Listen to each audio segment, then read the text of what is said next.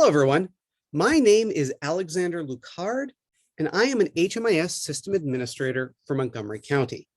In today's training, we're going to look at what happens when the head of the household leaves the family or unit that they are in, and what you do with the rest of the family. So what we're going to do is we're going to take a look at the Jetsons here, and we're going to take a look at 3 different, albeit admittedly slightly morbid examples, and show you what to do with the coding when that head of the household leaves your family, right? So the first thing we're going to do is we're going to look at George, and we're going to be using the keys first here as an example. So let's say the George Jetson here has a very tragic accident at Spacely Sprockets and is no more. He's bereft of life. He's pushing up the daisies. He's snuffed it. So what we're going to do is we're going to show you what happens because he is the head of the household. So what happens to the rest of the family? And if we look at the household, we can see that it's Elroy, Jane, and Judy. So what happens when George dies, right?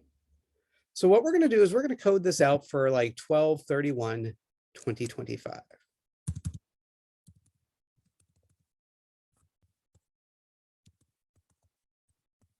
Right? And we're only exiting George because George is dead, right? George is dead. So what we need to do is code him as reason for leaving, death, destination, right? Deceased. And again, we don't like to use the others because they're an automatic negative score for your destinations in the APR, but deceased is neutral. Deceased is a push.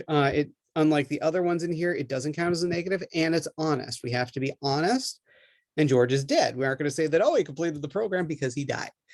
So we want to make sure that we're honest and truthful in how we code this. We hit save and continue, and we can see that we've removed George, but the rest of the family is still in the program, right? Now, Jane is his wife, so she would most logically become the new head of the household. Correct? So what we're going to do is this, and this is something we learned at business objects when the head of the household changes.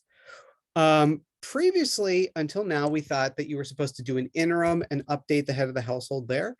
But in fact, HUD has clarified that they want you to go back to the entry and change it there as if George was never the head of the household. So we want to do that now, right? We're going to go into that project start date, save and continue. And we're going to change George to head of household spouse, delete that self. We're going to save it. And then we're going to move to Jane. And we're going to make Jane the head of the household from the beginning. Remove her as the spouse. So we're basically changing George and Jane's role. We're going to hit save and exit. And there we go. Now, this is, again, something that is brand new, something I'd never heard of before we went to the boot camp. And in talking with other AAs, this was new to them as well. So again, when the head of the household dies, instead of doing an interim and changing it there, we're going to change it all the way back at the beginning. I'm not sure the real logic behind that, but we still have to do that. So as we can see, if we go back to George's exit, and we look at the exit, he's deceased. Right now. But we can see that he is the only one exited because he is the one that's dead and the rest of the family stays in your program, right? All right.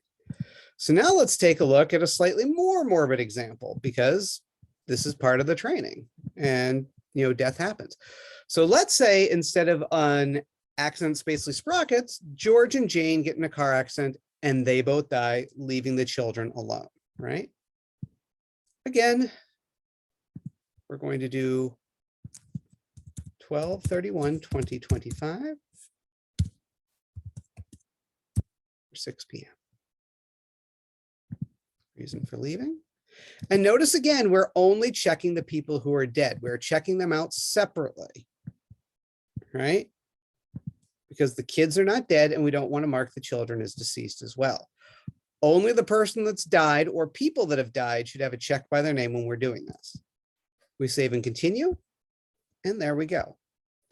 So now we've checked out both the adults and we have the children still in the program. We have Jane, or we have Judy, and we have Elroy. So what happens to the kids when the adults have perished or have left the program? Well, there are two things that can happen. All right. And that's going to depend on the age of one of the kids. Now, if both children at this time are not eligible to be in your program because they're under 18, because again, all the programs that should be watching this video, serve households or adults only. There are not any child only programs, right? So if Elroy and Judy are underage, then what we want to do is we want to move to one of their accounts and exit them out. And again, because George and Jane have already exited as death, we don't want to check mark by their name because they're already exited out. Whereas Elroy and Judy will get a check mark, right? And we'll do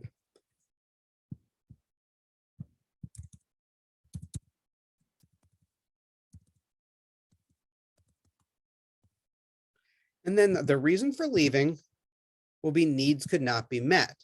And that's because you cannot meet the needs of only children in a program that requires adults, right? Because we're saying Elroy and Judy are both under 18 and they can no longer be in the program. So we do needs could not be met and what their destination would be. Where do the kids go when they're the only ones there left? Probably a foster care situation, right? Group foster care or foster care group home. But any of these that make sense, right? And this is again, if they are under 18, if they are still minors, right? So we'd hit save and continue. And there we can see the difference. The children are checked out and the adults are dead. But what happens, right? What happens if one of them is actually an adult? What if one of them has aged into your program at 18? So we're going to remove that exit for Elroy and Judy. We're going to go back. Because again, look, when in 2022, Judy is 17.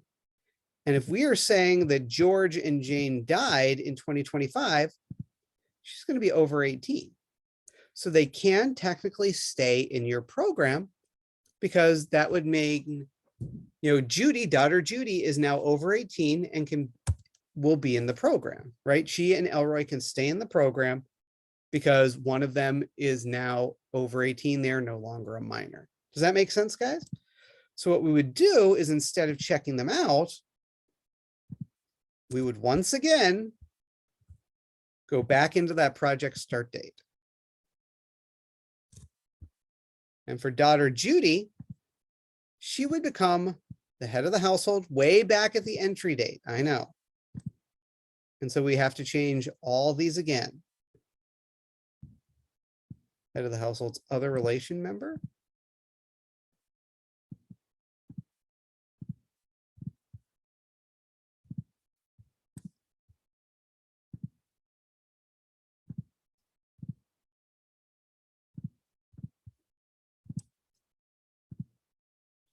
And we're gonna have to change for all of them because now the Judy is the head of the household. So Elroy is her brother, right? So we're deleting everything and making Judy the head of the household from the very beginning. Again, now this is why I thought it was odd, right? Because if we have to go back and make Judy the head of the household all the way back in 2021, what's the problem that you as a good data quality steward would see instantly? And that is that their head of the household is 17 years old when they came into the program. And that's going to create an error on your APR because they're going to be like, well, why is a minor the head of the household? Why are we doing this at the start, the entry start, rather than doing an interim when the change actually happened? And there wasn't really a solid reason given for us. It's just, this is what HUD said to do.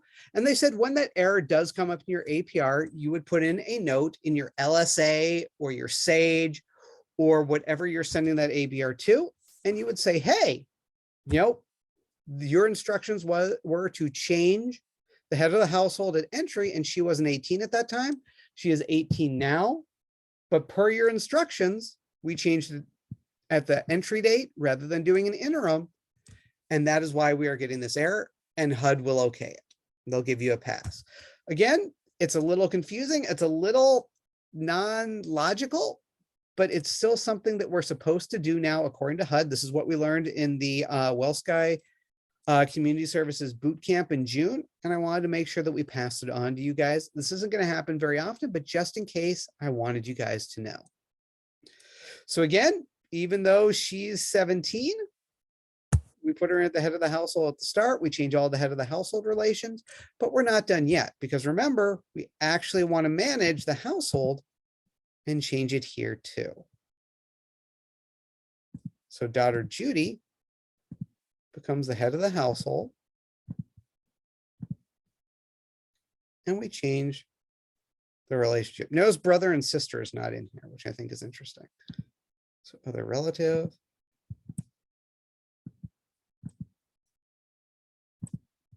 Right? So we've changed the head of the household because we want to reflect the household change too.